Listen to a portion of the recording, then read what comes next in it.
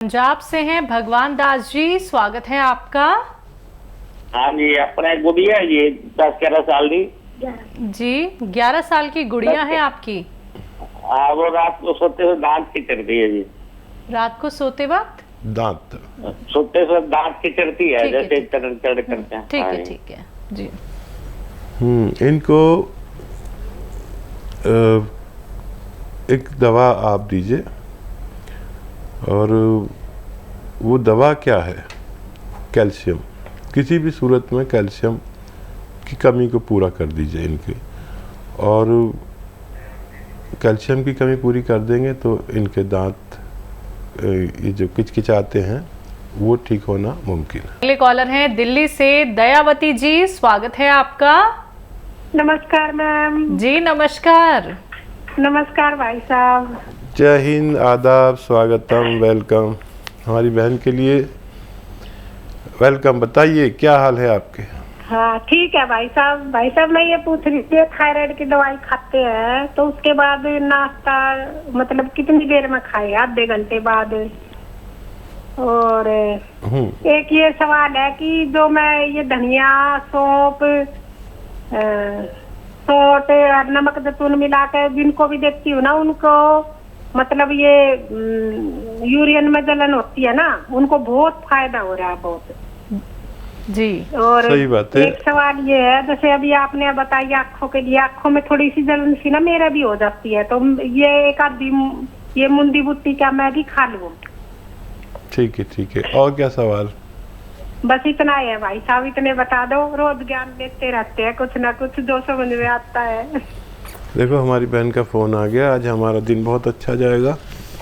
और मुंडी बूटी आप ले सकते हैं और कोई भी ले सकता है। एक मुंडी बूटी खाएंगे तो 1 साल तक आँखों के जो मौसमी बुखार, वबाई इमराज रोग होते हैं ना, जो मौसम के साथ आते हैं, किसी की आंखें लाल हो गई, किसी की आँखों वो वायरल कुछ फ्लू चलता है, आँखों का फ्लू चलता है तो पूरे इलाके के इलाकों को हो जाता है। एक आदमी दूसरे को देख लेता है तो उसकी भी आंखें लाल हो जाती हैं। तो 1 साल में 1-2 तो सबको खा ही लेनी चाहिए। मैं भी खा लेता हूँ। इस साल भूल गया हूँ लेकिन आपने याद दिला दिया तो मुझे भी खानी होगी। अब क्या सवाल था? थायराइड की अगर कोई दवाई ले रहा है तो खाना कब खाना चाहिए? आधा घंटे बाद ले लें तो ज़्यादा मुनासिब होगा। और एक सवाल था इनका। हाँ जी, धनिया, सौंफ और सौंठ और जैतून का जो नमक होता है यूरिन में इन्फेक्शन के लिए, तो वो तो बना के प्रचार प्रसार कर रही हैं। हाँ देखिए, आपको तो सब तजर्बे हो गए, शायद मेरी बराबर तजर्बे हो गए। ये जिनको पेशाब में जलन होती है मर्दों को कम और महिलाओं को ज़्यादा होती है, तो इसकी 1-2 खुराक से ही हमने देखा अपने अनुभव में कि उसमें आसानी हो जाती है। महिलाओं को ये बहुत ज़्यादा प्रॉब्लम रहती है। इसके अलावा देखो सिस्टर, ये एसिडिटी, कब्ज़ में तो फ़ायदा कर ही रहा है और गैस में, और ये थायराइड में भी दे सकते हैं। और जो यूरिनली इन्फेक्शन है उसमें दे सकते हैं, जिसकी क्रेटिनाइन बढ़ जाती है, यानी हमारी किडनी में गंदगी की एक लिमिट है 1 पॉइंट। इससे ज़्यादा बढ़ जाए तो हम किडनी के मरीज़ हो जाते हैं और फिर हमें डायलिसिस क्या क्या कराना पड़ता है। वो लोग भी ले सकते हैं इनको। और लीवर के लिए बहुत अच्छा है, स्किन रोग के लिए बहुत अच्छा है। ये कितने रोगों में काम आता है मुझे खुद नहीं पता। कभी कभी तो कोई मरीज़ मुझे बताता है कि मैंने इसमें ये ले रहा था तो मेरा ये भी ठीक हो गया। तो इसको आप नोट करके रखें, बहुत काम का नुस्खा है और आप जिसको भी दे रहे हैं उसको फ़ायदा हो रहा है। वैसे ये असली चूरन है और दूसरे लोग ना जाने क्या क्या मिला के दे देते हैं, लेकिन ये असली चूरन है। सुलेमानी चूरन कहते हैं इसे। आप याद रखना, मेरा नाम सुलेमान है, इसे सुलेमानी चूरन कहते हैं। असली दवाएं मिल गई तो फ़ायदा होना मुमकिन है। अगली कॉलर है पंजाब से लता जी, स्वागत है आपका। नमस्कार मैडम जी। जी नमस्कार। नमस्कार वीर जी। आदाब, जय हिंद, वेलकम। भाईजान मेरे 3 सवाल हैं। मैडम जी 3 सवाल है, लिख लो आप, है ना जी। मैडम? एक ना भाई है, उसको शुगर भी और जुकाम, खांसी, नजला इसके साथ में जैसी रहती है, उसको क्या क्या दें? और एक हम जो आपने मुंडी बटी बताते हो, उसको चबाकर खाना है? चबा के नहीं, और निगल कर खाना, निगल कर। साफ्ती को? हाँ, साबुत ऐसे मुंह में रख के और निगल के खाना है। भाई अगर किसी को साथ में कब्जी हो, उनकी आंखें लाल रहती हैं और खुजली होती है, तो उसको कब्जी भी है, उसको क्या दें फिर? मुंडी बटी दें और क्या दें? और एक सवाल और है भाई मेरा। भाई एक सवाल ये है कि जो उनाव वाला नुस्खा है इम्यूनिटी बढ़ाने के लिए, जिसको खट्टी चीजें नहीं सिखाती और ठंडी चीजें नहीं सिखाती, हम उसको दे सकते हैं? ठीक है।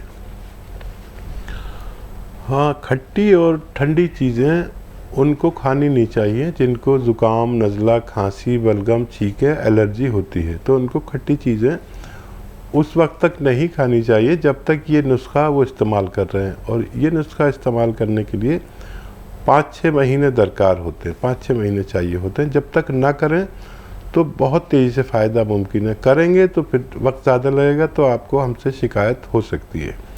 मुंडी बूटी वाला आपने जवाब दे दिया हकीम साहब। इनके एक भाई हैं जिनको शुगर है और नज़ला ज़ुकाम रहता है। हाँ देखिए, शुगर का तो इलाज करना ज़रूरी है, लेकिन शुगर वाले खट्टी चीज़ खाते हैं, वो नज़ले वाले खट्टी चीज़ खाते हैं तो उन्हें नहीं चलती अक्सर। तो जैतून का सिरका नहीं दे सकते इन्हें, अगर नहीं चले तो इनको जामुन का गोंद आधा ग्राम 2 बार दिया करें दिन में, इससे ज़्यादा ना दें। ये दरअसल बहुत तेज़ होता है। अक्सर आपने देखा होगा कि हम जामुन अब आने वाली है, मेरे ख्याल से अभी आ जाएगी या आ गई होगी, तो हम 200-300 रुपए की जामुन खा जाते हैं। शुगर वाले तो बहुत ज़्यादा खाते हैं और सोचते हैं इससे फ़ायदा हो जाए, लेकिन बहुत मामूली सा फ़ायदा भी होता हो तो मुझे इत्मीनान नहीं होता। इसी का एक गोंद आता है जिसे जामुन का गोंद कहते हैं, असली ले लें और आधा ग्राम खाने से पहले, आधा 1 घंटे पहले खा लिया करें। इसे ज़्यादा ना खाएं, काफ़ी तेज़ होता है। एक आधा ग्राम में, इसके गोंद में 2 किलो जामुन की ताकत होती है। इससे ज़्यादा कभी ना खाएं। तो मैं फिर से बता दूं कि ये आधा ग्राम में 2 किलो जामुन की ताकत होती है। और वैसे ही असरात इसके हैं कि जैसे आपने आधा ग्राम खा लिया तो 2 किलो जामुन खा ली। अब 2 किलो जामुन तो आदमी खा नहीं सकता, तो उतना ही फ़ायदा करता है ये, लेकिन आधा ग्राम से ज़्यादा ना लें और 1 या 2 ही बार लें और खाने से पहले लें तो फ़ायदा मुमकिन है। और सवाल? जी, एक सवाल है इनका कि कोई है इनके घर में जिनकी आंखें लाल रहती हैं और कब्ज़ की शिकायत है। आँखों के लिए, लाल के लिए कोई और भी दवा ले सकते हैं, एलोपैथिक डॉक्टर को भी दिखा सकते हैं। और एक आता है, देखिए, कब्ज़ के लिए पहले लीजिए, कब्ज़ के लिए सौंफ, सौंठ, ज़ीरा, अजवाइन, धनिया, मेथी। सौंफ, सौंठ, ज़ीरा, अजवाइन, धनिया, मेथी, ये 6 चीज़ें 100-100 ग्राम ख़रीदें। और नमक तो आप जानती हैं, इसमें जैतून का 1 चुटकी 1 चम्मच में मिला के इन्हें खिलाएं कब्ज़ के लिए। और चिलगोजे का गोंद आधा ग्राम रोज़ाना रात को खिलाया करें, पानी से या दूध से खाना खाने के बाद, तो इनकी आंखों को भी फ़ायदा होना मुमकिन है। अगले कॉलर हैं दिल्ली से राजेश जी, स्वागत है आपका। हेलो। हाँ मैम जी, नमस्ते। नमस्कार सर। आदाब, जय हिंद। आदाब सर जी, बताइए। अरे सर 2005 में मेरे हो गई थी पथरी गुर्दे में। वो 37 mm की थी, तो मैंने ऑपरेशन कराया था। तो उसके बाद में फिर मेरे अब पथरी हो गई। तो पथरी हो गई थी, तो फिर मैं दवाई खाता रहता हूँ, दर्द होता रहता है। ठीक है जी। तो देखिए, एक हम नुस्खा बता रहे हैं बहुत कामयाब, आप समझ लें तो बहुत अच्छा है। पथरी जब तक रहेगी, जब भी अपनी जगह से हिलेगी ज़रा सी भी तो तकलीफ़ देगी, और इसके निकलने के लिए हिलना भी ज़रूरी है। तो दर्द हो तो दर्द की दवा आप खा सकते हैं, और कोई दवाई नहीं है जो आप खाएं और दर्द ठीक हो जाए। पथरी पाउडर बन के निकल जाए, इसके लिए एक नुस्खा है, और नुस्खा ये है कि ये जो होता है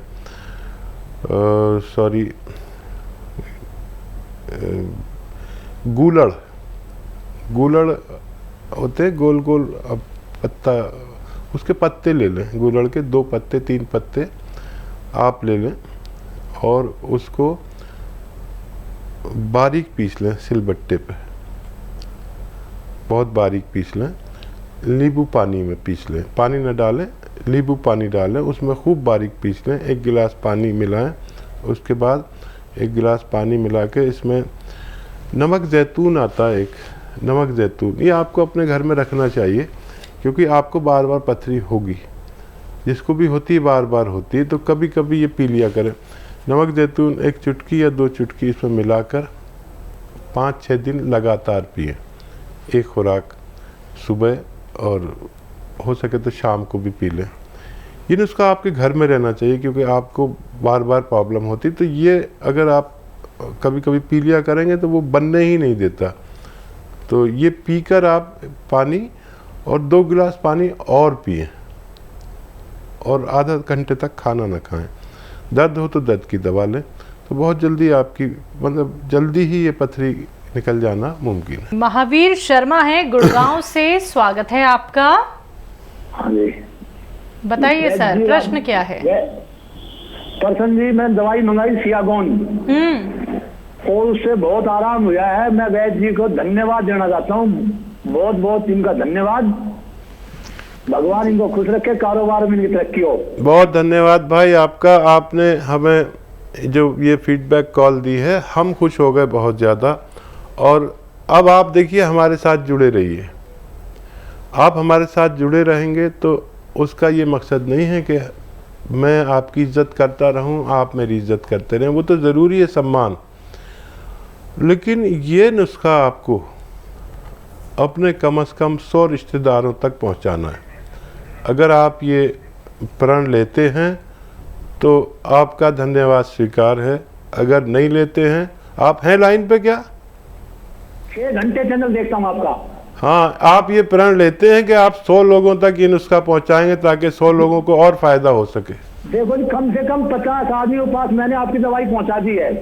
अच्छा भाई, बहुत अच्छे आदमी हैं आप, और तारीफ करता हूँ कि मैं भाई, ये दवाई इससे बढ़िया कोई दवाई नहीं है। आप यकीन करें भाई, देखिए मैं जो भी नुस्खा आपको बताता हूँ वो लाखों बार जब आजमा लेता हूँ तब आपके पास पहुँचाता हूँ। बस मैं ये चाहता हूँ कि मेरा कोई भी भाई जैसे आप हैं वो उससे अगर लाभ उठाएं तो सिर्फ अपना लाभ उठाकर ना बैठ जाएं, फिर वो सबको होना चाहिए लाभ, जो भी आपकी तरह 10-10, 20-20 साल से तकलीफ़ में, हर घर में वो लाभ पहुंचना चाहिए। हर घर को उस दवा की पहचान होनी चाहिए, हर घर को के पास एक डायरी होनी चाहिए, ताकि अगर मैं कल को नहीं भी रहूं तो आप सेवा करने वाले मौजूद रहें, आपके बाद कोई और रहें, और ऐसे ये सिलसिला चलता रहे, और ये सब कुछ ख़त्म हो के लोगों को कुछ पता ही नहीं है। हर घर में एक जानकारी हो, जितना मेरे पास ज्ञान है आप तक पहुंच जाए, ये मेरी कोशिश है। इसी साल मैं रिटायरमेंट लेने वाला हूं, मुझसे जो भी नुस्खे पूछने हैं पूछ लीजिए, और जितना प्रचार प्रसार करना है कर लीजिए। फिर उसके बाद मैं नहीं मिलूँगा। आपका बहुत धन्यवाद कि आपने फीडबैक कॉल दी।